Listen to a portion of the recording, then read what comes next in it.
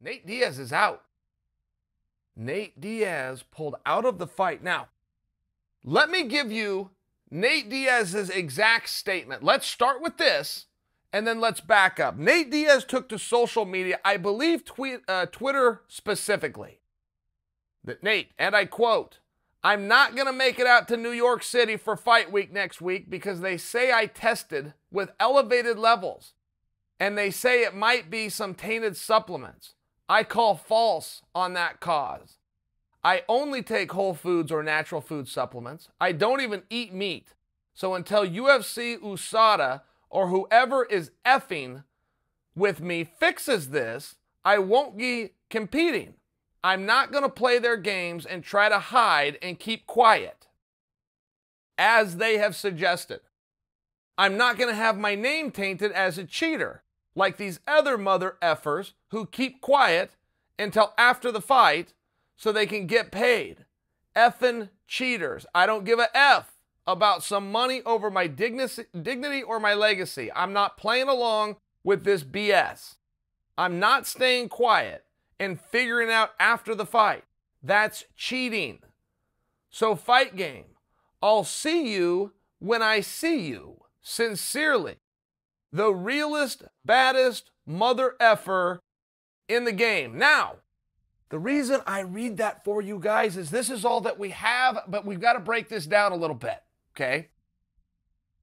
What do we know from that? USADA, old rules, would come out in conjunction with the UFC the moment that somebody was flagged. They had a boilerplate statement. The only thing that they would change is they would put in a new athlete's name. Other than that, it was all the same.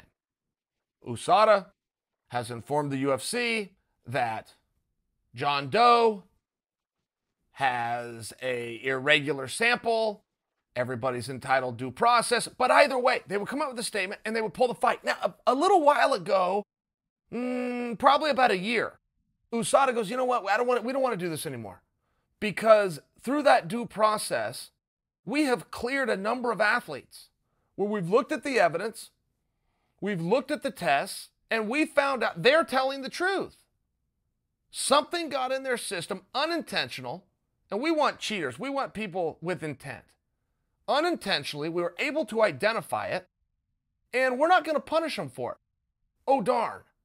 That's really not how today's world of the internet works. They've already been bandaged a cheater. They already lost sponsors. They already lost face. They really can't get that back. So USADA steps forward, did a really great thing, and they go, we're not going to do that anymore. Here's what we're going to do.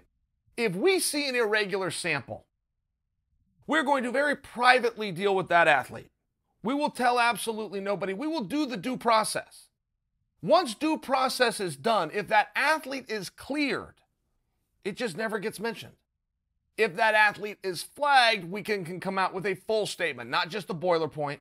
We can then come out with specifically, here's what happened, here's what the sentence was, this has already been decided, thank you and goodbye. Okay, great policy, great reason. But you have to be armed with that to start to deduce what Nate Diaz is saying here. Nate Diaz is coming out and saying, I am not going to keep quiet as you suggested, which just means they came to him and told him our new policy. Hey, you don't have to say anything. We won't say anything. Figure this out in the back room. We will come out. Once it is figured out, we'll reveal it to the audience. Nate said, I'm not doing that. I think that in and of itself is cheating. I think coming out with a cover story is cheating. Okay. I don't know if he's right, but I sure as hell respect his ethics on that. But he then came out and said, tainted supplemented for elevated levels. Now, he didn't say elevated levels of what, but he did say, I don't even eat meat, which I interpret to mean whoever he was on the phone with who was trying to smarten him up about there are supplements out there that get tainted. As a matter of fact, what you're tested positive for at elevated levels has even been found in some meat products before. That's what I'm interpreting, and I'm quite sure that I'm right. Well, that generally is for a level of steroid. Now, Nate Diaz doesn't take steroids. Nate Diaz has never taken steroids. I can take one look at anybody. I don't need a sample. I don't need a blood draw. I don't need a urine sample. You take your t-shirt off and have Chael look at you. I will tell you exactly what that person's on. Not just whether they are on. I will tell you specifically what they were on. I will take one look at their delts. I will take one look at their nipples. And I will take one look at their lower abs, I will tell you specifically what drug they are on. I'll tell you right now, Nate Diaz isn't on steroids. Into that story. The end. But when he's talking about elevated levels and then it ties into a potential substance that is in meat, generally, broad stroke here, generally that's for a steroid. We've even seen guys go down for testosterone. There was a boxer who tried to tie it into some cattle, some meats that he had eaten for a different steroid, but it was a steroid.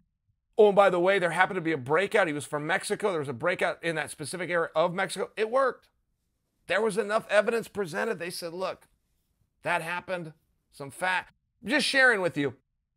As we're looking into guess what Nate got flagged for, before anybody thinks it's pot, it looks as though it's some kind of a steroid. I only offer that because of the meat, but it's a good connection by me. Nate doesn't do steroids. Nate doesn't eat meat. Nate believes he takes supplements. I know a lot of what Nate takes. He gets them from Whole Foods. I don't even consider them supplements, but sometimes if it mentally makes him feel better. This is a strange situation. That much I can offer you. We are now left with who steps in. And look at the likely suspects, because don't forget you're dealing with 170 pounds. I saw many people say Donald Cerrone. Okay, he fights at 170. I don't believe Donald Cerrone's looking for a fight right now. And I think he's looking for some rest. But I heard that name. A number of people said Justin Gaethje. Okay, Justin Gaethje and Masvidal is a ton of fun, but Gaethje doesn't fight at 170 pounds. Perhaps he would go up, and the house is on fire. They need somebody to step in. I would think Masvidal is going to stay on the card. So you start to look at, well, just exactly who's available out there. You could cannibalize another fight. I want to say Robbie Lawler is without an opponent because Ponzinibbio pulled out. I don't think that one was ever fixed. I know Mike Perry wanted it.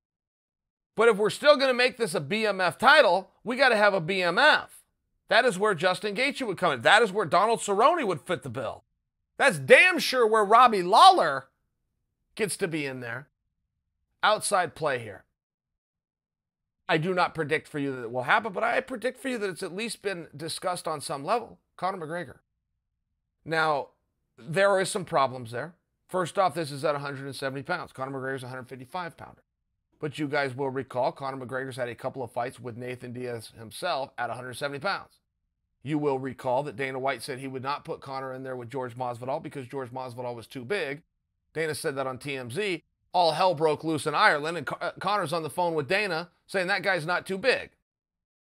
I will tell you, say whatever the hell you want about Conor McGregor. Don't ever tell me Conor McGregor is a coward. Don't tell me he's not willing to take fights against opponents in atmospheres on short notice that most guys would not. That's just simply not true. Now, from a business standpoint, do you want to bring in Conor without getting the media tour? The single greatest thing that he has, his commodity to the business, is not with his punches and kicks. His commodity is his media tour. Would you want to bring a guy in without being able to do that? Well, no, ideally you would not. But this is Madison Square Garden. You're looking for a BMF, it eliminates a lot of guys. Sure, Lawler. Sure, Cerrone. Sure, Gaethje. Sure, Conor McGregor. It's possible. He says he wants to fight. Said he didn't want to fight until January. This is November. You're talking about 2 months. What's the difference? Same thing. Particularly if you don't have to cut weight. Now, I'm light on this. I'm getting to you guys fast and quick on this one. My turnaround time was impressive. I'm short on it. But it checks some boxes. And I think that possibly if Conor was to reach out, and I think possibly he did, and offer himself up, that some guys are going to look around and go, man, this isn't exactly how we wanted to do it. But Conor's talking about doing Frankie Edgar. We get a media tour, and then Conor versus Frankie Edgar, which is a tough sell from Jump Street.